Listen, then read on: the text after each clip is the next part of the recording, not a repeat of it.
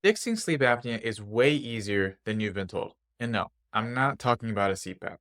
Once you know this process that I'll show you in this episode, that is your fast track to eliminating snoring and waking up refreshed. And for some of you, that means being able to ditch your CPAP once and for all. So, in this episode, I'm going to show you what that is by sharing 5 real life success stories from people just like you.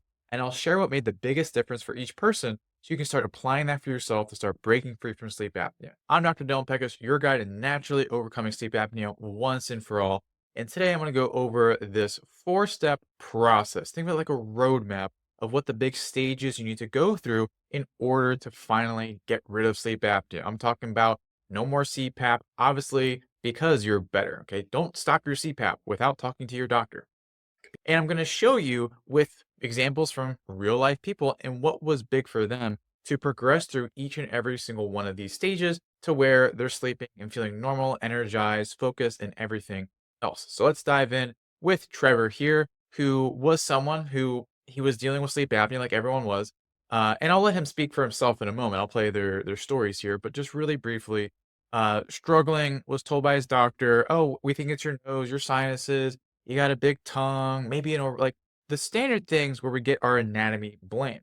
And he was trying the standard stuff, right? A CPAP. And this was a guy who he was doing a lot of other health things, like watching his diet, exercise, some biohacking on the side as well. But nonetheless, when we first spoke, this is where he was at. Just generally got worse and worse over time till I was waking up with a feeling seconds before waking that I was gonna die. You just wake up realizing that I was just waking up from sleep with a sleep apnea event. I started feeling chest pain in the mornings and throughout the day, heart palpitations, and the idea of being attached to a machine every night, even with the CPAP. I wasn't feeling it, and I was still just having poor sleep because you either have poor sleep with sleep apnea events, or you can have poor sleep because you have this air being forced down into your lung. It was probably just going to get worse, and I felt like I was too young for this. I felt like there's got to be something out there. I was doing a lot of healthy things, but it just wasn't enough to really get my health back on track. So that's where Trevor was at. Not good, commonplace for a lot of people. And I want to be able to show you what was the biggest thing for him. Because when he first came in, he was someone who I would say is a fast responder, which will demonstrate the very first step of the whole process of overcoming sleep apnea. And for him, I want to talk about something known as the basal breath hold test. So all this is, I call this a relaxed pause. Maybe you're familiar with me, maybe you're not. But either way, basal breath hold test or relaxed pause. This is effectively how long can you hold your breath after a normal exhale. And it's not meant to be pedal to the metal. That's why I call it the relaxed pause. Quite simply, the relationship of this, whether it's working with people directly or if you just look in the literature, the lower this time is, this duration, the more apnea episodes and snoring you're going to have. And that's because your relaxed pause time is a direct metric of how you can breathe. Trevor's was really bad when he came in. Mine was awful as well, 7 to 9 seconds. We'll measure it together in a moment. And the idea is the faster you get this up, then your breathing corrects pretty quickly, relatively quickly. Okay. So I want to go ahead and measure this because this is such a great thing to do. So, quite simply, we're going to do a normal inhale, normal exhale, going to pause, and then you're going to resume breathing at the first feeling of air hunger. Okay. I'll review that again.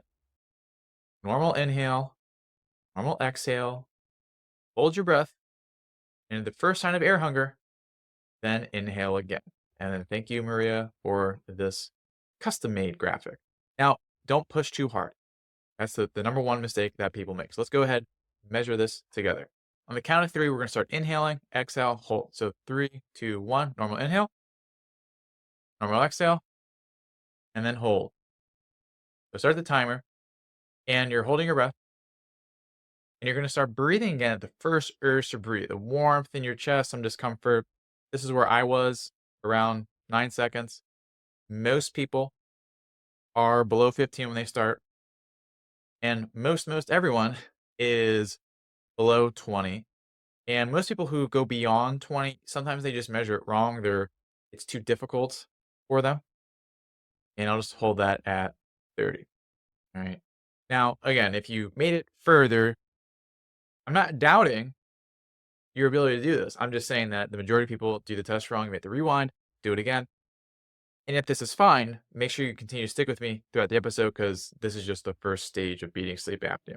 So these are the three major checkpoints, and this was a big part of what allowed Trevor to accelerate his success. And I'll share how he did in a moment with you of where he got the 15, then the 30, and the 45. He was someone very diligent on his breathing exercise, and I'll share one with you in a moment. And as he was able to progress through these and get to like 40, 45, I'm not sure if he got exactly to 45, but this is what he was able to celebrate. probably within the first week or two, where the protocols that you laid out in the first couple weeks had me wanting to fall asleep at 9 or 10 o'clock at night, and it's just never been the case. I can't understate the joy of sleeping without a seat. That is the main one. The other ones are just not dealing with brain fog anymore, not feeling chest pain and heart palpitations anymore. So all of that possible because of what I'm about to share with you in improving your relaxed pause. Now, how you do this is effectively increase the amount of time you're in that discomfort zone. So when we did that relaxed pause measurement, how you felt, the more you bring your body towards that state in a controlled fashion, that'll show you how, your body will adapt, your breathing will normalize, and then you'll have less snoring, less apnea episodes a night, and then it's possible. I'm not saying it will happen for you because obviously there's a lot of different factors, but you'll be on the same path as Trevor. So, how we do this, one of my favorite things to get started with, I call it the breathing ladder. Here's how you start: 5 count in, 1, 2, 3, 4, 5, and then a 5 count out. Okay, 5, 4, 3, 2, 1. And then you may want to write this down. Don't worry, I always have it all written down for you at the end anyway, so don't like panic. But if you want to write down, go ahead. As you go through those cycles, you want to add 1 count or 1 second to the exhale. So it would be 5 in, 6 out, 5 in, 7 out, 5 in, 8 out, so on and so forth, until you start to feel a bit of discomfort like you did in measuring relaxed pause. Once you're there, you want to maintain that cadence, like 5 in and then how many counts you're doing on the exhale. You want to maintain that. It shouldn't be too hard. You should be able to maintain that for about 5 to 10 minutes. And then as you do that, you'll be able to proceed through these checkpoints and improve your breathing. So this is the first part of this, which is, I'll delete this, something known as the breath tipping point. So the tipping point, which is a concept stolen from this book by Malcolm Gladwell. It's a good book. I almost forget what it's about. I think is it about leadership? I don't know. Nonetheless, the concept is there's a certain point where you say you push this ball up the hill and then it easily just goes down. Right? So there's a certain amount of effort you put in, and then things work out happily ever after. So the reason this is important to know in the context of sleep apnea is sleep apnea fundamentally happens. You have a fast inhale, then your tongue, your soft palate, your uvula, a bunch of stuff can get pulled into the back of your airway.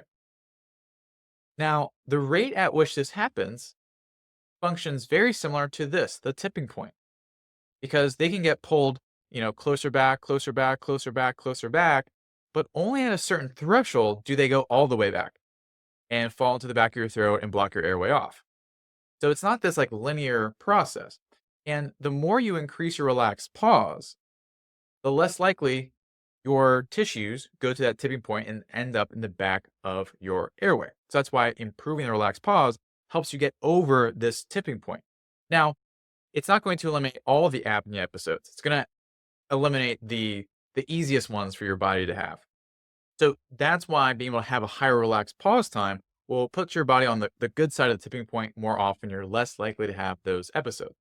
Now, however, like I was saying, there's a lot of steps in this process. Everyone's going to have their own individual needs. And this is something that Trevor ran into as well. And this next person I'll show you with Nancy. Yes, you can make improvements in your relaxed pause, but there'll be certain things that block your ability to get on the good side of the tipping point. And nasal passages is one of the biggest things, and that's why I want to tell you about Nancy's journey. Here's Nancy, who does not look like someone your stereotypical sleep apnea case, right? Woman, not overweight, because we get that stereotype all the time. It's like, oh, you got to be like a man in your 60s and 70s, which is true. And really the majority of people that we work with. However, the people who have difficulties, whether it's with CPAP, etc., uh, they don't always fit the bill. And for her, where she was found to have a narrow nose, which is why we're using her as a case study here, and also a narrow airway, she was really hitting a wall with things. Let me tell you more about her story. Well, I'm not going to tell you. Nancy's going to tell you. Am a physician. I really, just started feeling more tired as time went on. By like 2 or 3 o'clock, when I'm finishing up my charts, I'd get this like heavy sensation across my eyes and then headaches. And then, as time goes on, I started noticing, oh gosh, now I'm getting like a lot of eye discharge in my nose. I'm getting congested all the time. Now I'm noticing, not sleeping well at night. And yes, it's embarrassing to say, waking up to go to the bathroom like probably 5 to 6 times in an evening. I started noticing that my blood pressure was probably going up a little bit higher, and I'm somebody who exercises a lot, thinks, I'm eating pretty healthy. And then I started noticing I needed to take naps. I do have sleep apnea, mild to moderate. Either like, oh, you need to be referred and get, CPAP. I don't want that freaking thing on my face. So, as you've heard from her, nasal breathing congestion was a huge problem for her. And if you can't breathe through your nose, that's a huge problem with sleep apnea. That's because nasal breathing allows you to better oxygenate your blood, which you think might be a little bit important when you have big swings in oxygen. It also increases the width of your airways because if you breathe through your nose, you have more nitric oxide, which is a chemical that opens up your airways. And if you breathe through your nose more often, it will actually reduce the inflammation in your airways. When you breathe through your nose, it's like a natural air purifier in a way. And then that's less inflammatory. If you breathe through your mouth, it's not filtered, and then that will cause more inflammation. Inflammation is a smaller airway. Smaller airway leads to worse breathing and closed airways. So we don't want that. So we need to be able to unlock nasal breathing. Now, for her, she had her very specific things, which will be some of these items I'll give you. But I know a lot of people try different things to unlock nasal breathing. I want to give you a nice cornucopia of nose things. So, number one is humidity, or as my mom says, humidity. I don't know why she excludes the H. We still make fun of her for that. But nonetheless, this is what a very dry nose looks like for you. I'm sorry if maybe you were eating before, because this is kind of gross. But the whole point of this is when you have a very dry nose, it actually becomes very inflamed and looks like this. And obviously, there's very limited space for air to flow, not what we want. So, we want to make sure that there is some moisture in there or moisture, which is also how my mom says that. I'm not sure why humidity and moisture, but nonetheless, I digress. Digressing is my specialty. You want to increase the humidity or water content, and that can be just as simple as having a humidifier on your nightstand or just in your bedroom. It doesn't need to be directly next to you. You may not like the noise, something like that, but using something like this, whether it's in the room or for the whole house, depending on where you live, your setup, this can make a huge, huge difference. So if you haven't tried that, consider it. Thing number two is humming. Now I know that sounds like witchcraft. Maybe it is, but it's not. And humming, when you hum, like just get the microphone, in case you didn't know what humming sounds like, now you do. This will actually enhance the release of nitric oxide. That's why I mentioned before, not just to give you the science razzle dazzle. But what happens is when you hum, that mechanical motion and vibration will release nitric oxide, help open up the nasal passages. Here's how you do it. I mean, it's pretty simple. Say take 5 minutes before bed, because that's when you want your nose to be open, or if it's just congested during the daytime, inhale in, and then your exhale is really just the hum. So, it'll be a passive exhale through your nose, but you're just humming and allowing your body to exhale. And you just do that, inhale, hum, and then inhale again, so on and so forth. Do that about 5 minutes. That'll help open up the nasal passageways. Number three are more direct nasal exercises. So this one's pretty simple. I don't want to overload you guys because it's not about having a bunch of stuff. You always want to have the right stuff at the right time. This is about doing single to double nasal breathing. Let me show you. It sounds cooler than it is. All right. So just close off one, in, out. And just do that 10 times on the left, and then do that 10 times on the right.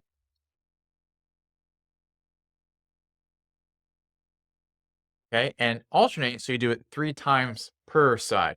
This will all be written down for you. Okay. I always got your back. All right. At the end. So you do that. And then once you do a few rounds of that, really 3 per side, then you want to do doubles or just alternate nasal breathing. So in through left, hold it, out through right, and then in through right, out through left, in through left, out right, in right, so on and so forth. Do that for another 5 minutes. Really crucial. Another big one is more direct mechanical, and like this is like the funniest thing I've ever come across in all things nose, but it really works. A neti pot. I know there's many different variations, etc., but just some device that is bringing water or saline into your nasal passageways to help clear them out. Okay, you're gonna have a wide variety of things. Now, for Nancy, being able to directly train her nasal breathing, amongst many other things, was a huge game changer for her. And here's what she's able to celebrate. I feel so much better. Like my eye discharge completely gone. My nasal congestion completely gone. I feel 98% better. So, the proof is in the pudding, right? So I got the Concord, pulse ox, wristband. And I'm like shocked that it looked as good as it did. Like I'm shocked. I'm not shocked. And that I was hopeful. And this one was like 16.5 and it was the new number was 2. For those keeping score at home, less than 5 is no sleep apnea.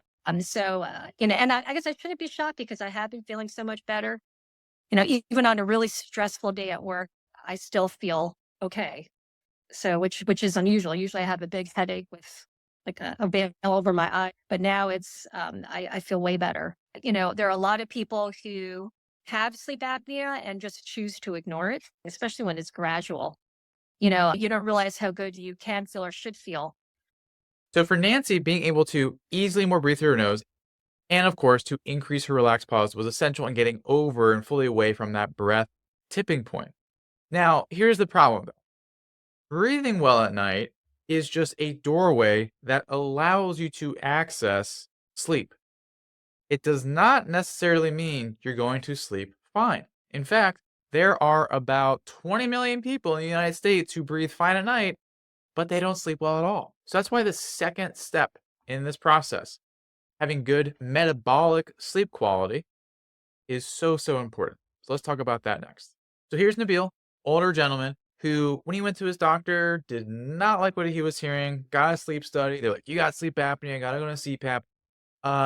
That was not what he wanted whatsoever. And they couldn't give him a good reason either. Kind of similar with myself, of where, there's no adenoids to blame, there's no tonsils to blame, it's not your tongue, so just a lot of question marks. But hey, let's just skip figuring out what's really wrong and just, put you on a CPAP. So this is what Nabil was going through. I am physically at work, but mentally is not there. See, there is no focus because I used to not go up driving and I just, you get up again and you say, did I hit somebody? Did I hit the incoming car? And that really was a matter of life and death. Wake up at middle of the night. I start to sleep at 8:30 or 9. By 12:30, I wake up. It's just miserable. And I had to read for an hour and a half before I can hit an hour of sleep, interrupted the sleep. I hit that machine because I saw it in other friends of mine. And I made up my mind, I am not going to wear it. So I did buy the mouse piece that you put in your mouth, and it didn't work very well. I used to take that liquid melatonin, change the diet. Nothing worked. So I surrendered. Now, Nabil didn't know this at the time, I had to tell him. But one of the biggest problems was this, not having a fireman in his backyard, but inflammation in his body. Because when you're having bad breathing, as well as inflammation, as Nabil had, it's going to create a scenario where even if you're breathing better, okay, it is not going to still allow you to have good sleep because inflammation is a crossroads of many different parts of your health, and it can be directly impacted by your diet, your stress, and everything else, but it will have a huge, huge impact on your sleep quality. Now, the reason for someone's inflammation is going to be very individualized based on, their circadian rhythm, their diet, their stressors, etc. So keep that in mind. Again, this whole episode is here's people having success. Awesome. You should feel motivated and inspired. And here's what were some of the biggest game changers for them. So you can, utilize that yourself. Now, for him, a big thing was his diet.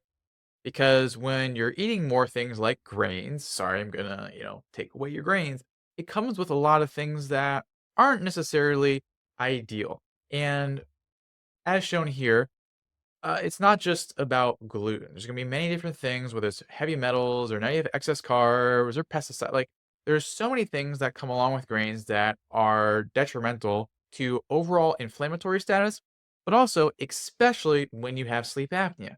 Because unless you're using a tube to put food directly into your stomach, it has to go and touch your throat, which is very close to your airway, if not your airway many times.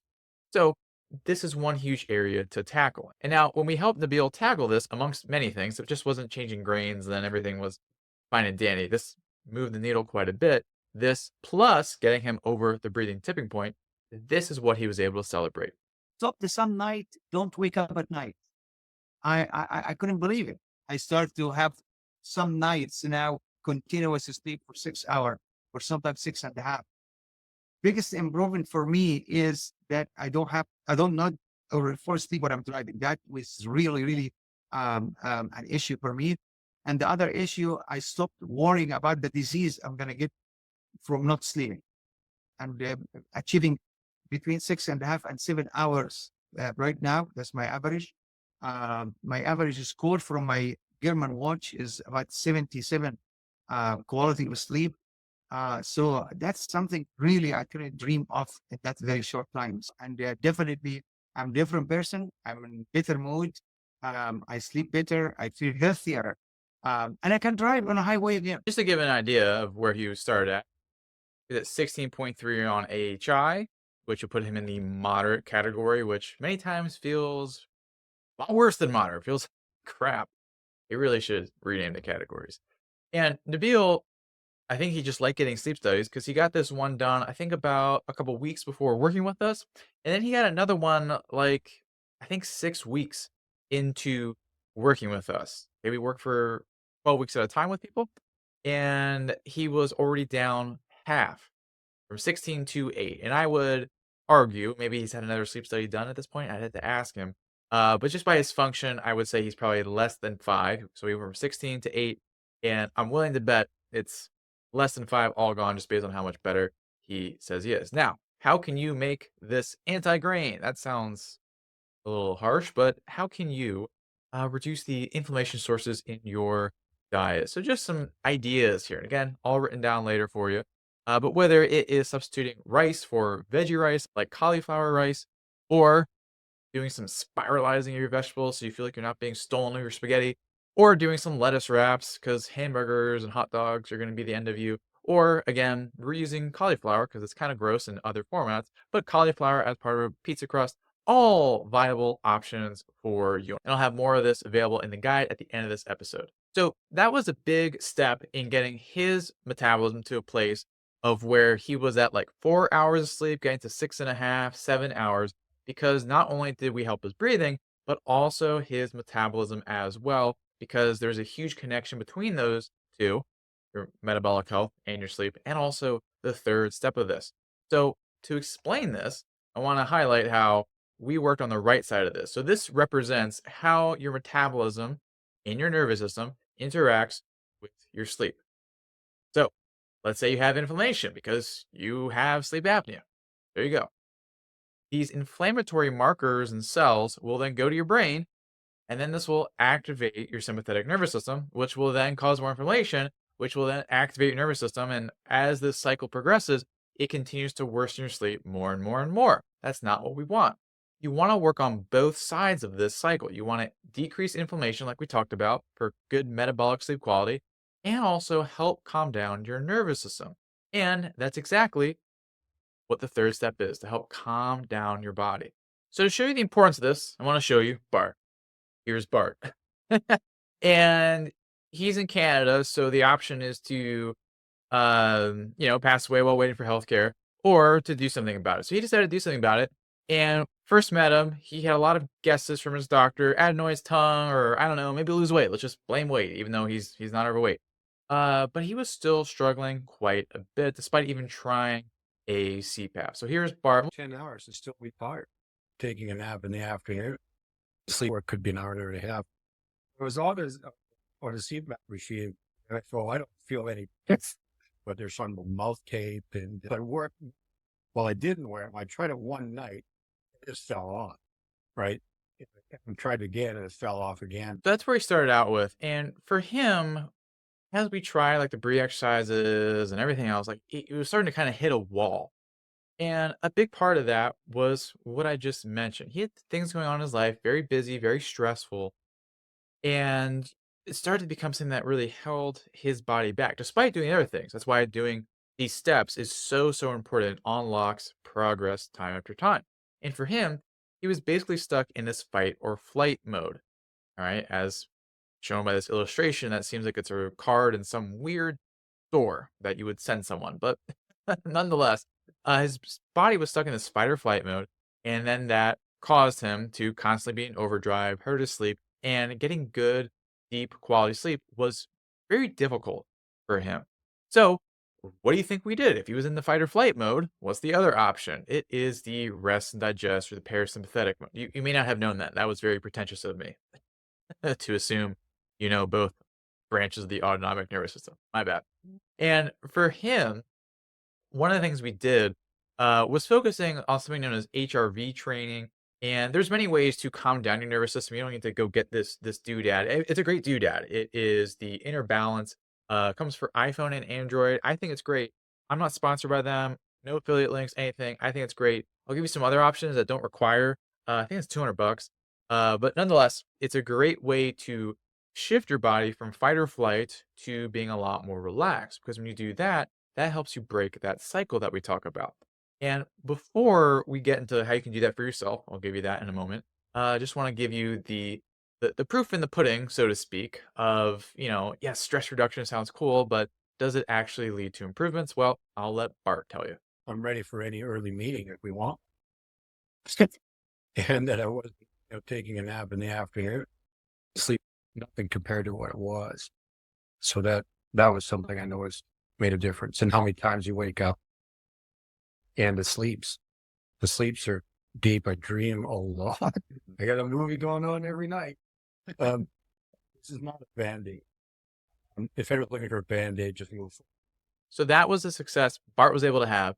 And I know it sounds like bunny foo-foo mindset stuff, but really, if you're able to calm down this branch, and again, just like him, you're doing the breath work, you're reducing inflammation, you break this cycle, and then your sleep really moves in the right direction finally. So for him, or really anyone, this was also another big thing for him. Just doing some morning gratitude. Okay, like, oh, mind blowing, right? Maybe you've been told this before, but here's the thing. Here's what everyone messes up. We do it begrudgingly. Okay, it's like, oh, I'm grateful for. Okay, I said I was grateful. Why don't I feel better? Because the biggest thing is you need to actually do it until you feel it. Okay, because the research has shown, yes, doing this can improve oxytocin, etc., calm down your nervous system, but only if you actually allow it to have effect. So there's two main ways, I feel, to make this happen. One, you just keep writing until you feel it. Pretty much it. The second way is if you write something, then say you're grateful for your dog and take the time to actually like picture your dog, or maybe they're right there. Look at them and start to generate that feeling. You may feel like you have to kind of like fake it, like, oh, what do I feel like? Or you're not really faking it, you're imagining it, you're putting yourself in that state, right? So do that, and as you actually start to feel it, then it's actually starting to have a positive effect on your nervous system. So this part of the equation is being solved, and you're able to sleep a lot better. Now, that is the third piece. What the heck's the fourth piece here? Because, we're starting to unlock things. You're on the right side of the breathing tipping point. Metabolically, sleep's happening. You're calming your body down. Now, what else? This is when things get a lot more personalized in busting through plateaus because I've shown you this before many times, probably if you've seen other episodes. Personalization is key. So let's talk about that next. Now, my favorite case study for this concept is Irina, where she was told she has a narrow arch. She does have a narrow arch. Not like she was told, and yes, that's accurate. All right. Now, thing was, she was doing all the things. And when I said like Trevor was a early responder, Irina, which is often the case with people who have a more narrow arch, they're a late responder in many ways, more often. Now, this can get frustrating because she was doing her things, taking her steps, etc. And she was felt like she was many times stuck in the same place that she was started with. So I'll let Arena speak for herself on that. Fatigue was there and brain fog was there. I have to stick this thing onto my nose and it pushes wet, warm air through my nose and mouth into my lungs. I said, there's no way I'm using that thing because the potential for fungal. It actually didn't help much my sleep apnea. I lost weight. I tried one mouth appliance that basically pushed my jaw out, and I got a sleep tracker, was apnea tracking. And basically, I didn't see much of a difference. Then I went to very expensive doctors who did very customized appliance that not only pushes your jaw out, but it also holds your mouth open so the tongue has a place to go. It didn't do anything. I was diligently wearing it, and then I was tracking, and my numbers were exactly the same. I was still in between 15 to 20, 25. So, very smart lady, doing a lot for her health, but still having big struggles. She didn't mention it there. I think in the next clip when I show you how it all ended. Her apnea, she was in the severe range. Got a little bit better. I think she went from like 50 to 25, but still obviously having problems. And a big part of that when we were working with her, because we work with this 5-factor model, which we're focusing on slow breathing, lowering stress, establishing a good circadian rhythm, enhancing your environment, and prioritizing your nutrition. Stands for sleep. I'm proud of that acronym myself. Thank you very much. I know, it's great. Just, I figure we're like 20 minutes in this video, might as well embellish myself a little bit. And for each of these factors, that's where we do a lot of personalization. Now, her big things we'll get into just a moment, but I just want to give you the concept of this because you want to be able to take action and then be in this feedback loop. You have action, you have a result or lack of result, that is, and then that should dictate your actions again, which will then affect your result or lack thereof again. And then you should change your actions, so on and so forth. Like this is the cycle or the feedback loop that we're guiding our clients in all the time. This may be the feedback loop you feel like you're stuck in right now, right? You do something, you're like, why didn't it work? Like Arena said with the mouth guard. So she changed her actions. So for her, just out of like all of these examples, because I mean, breathing is usually the biggest prime example of what to do. She had some environmental things we had to work on, some circadian rhythm pieces, but for the most part, it was really the breathing for her. So what that looks like before we get into the after here. So let's say you're doing your breathe exercise, right? I gave you that like 5 in, and then you build up to like 5 out, 6 out, all the way to 10 out, right? You can be doing that, and then at a certain point, it's not going to be challenging. And then you need to change and progress your breathing exercise, where maybe you do now box breathing or rectangle breathing, where you have 5 in, 10 pause, 5 out, 10 pause. Or maybe you do that walking instead of while seated. So the more you're able to progress your breathing exercises, that's how you're dialing in those details, right? Or it could be doing it different times of the day, or it could be splitting it up throughout the day. Or it could be in terms of like muscular exercises, because when you have a narrow arch like Arena does and is now able to breathe just fine with, being able to activate the muscles and actually progress different tongue exercises to get your tongue stronger in different positions and a better posture. You need to be able to progress those just like you would any other weightlifting resistance workout. So that's a very important component to never just stay stagnant and like, all right, I'm eating the same way for a year. You need to be able to change each of these 5 factors, progress it based on your unique needs. And when you do, you get to celebrate just like Arena has. Focus returned. The ability to do work more efficiently. And I started actually doing more things from around the house to like in my personal life and hanging out with friends more. And of course, work's been made a tremendous difference. I ended up with none to pretty much I'm under 5 most of the time. And sometimes there's none, there's 1, 1, 2, 3. And another thing, another metric that I'm looking at, even when I have like AHI score of 6, 7, my blood oxygen remains very high. It's not, it used to fluctuate almost 20%. I don't think it only addressed my sleep apnea. I think it, as a result, it addressed some other issues. Um, just sort of like having more energy, more focus is it's amazing. So being able to have that feedback loop is absolutely essential for busting through plateaus. Now, just the big problem with that is as you go through this, a lot of times you do feel like you're hitting a wall because you may not know what to do. You may not know how to interpret a result or what the progressions are based on your needs. So it can be difficult. That's what we do a lot with our clients here.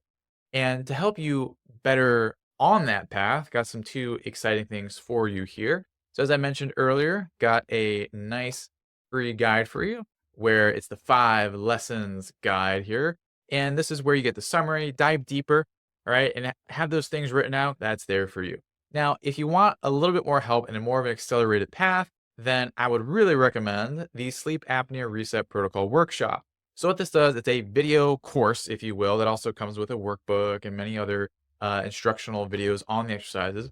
It is all focusing in on this. Okay, this is the keystone of it all, where we're getting your breathing to a good place, where it is going from fast to slow, but also improving the posture and tone of these muscles so they're less likely to go back into the airway. So this is really honing in on that tipping point we talked about. Because when it's fast, it's bad. When your breathing is slow, better. And if those muscles are stronger, they're more likely to stay out of your airway. All good. That's what we want. So that's what this does. And it's really cool because it will help you personalize it to the best you can in a video course setting where I'm walking through different tests. Whereas like if your tongue does this, then do that. If you have an arch, do that. So on and so forth. If you have a narrow arch, you should all have an arch in your airway. And if you don't, separate problem. Okay. So you can get that. Press the button on the screen if that's not there already. So for both of them, how you can get them. So, I mean, this is for both of them.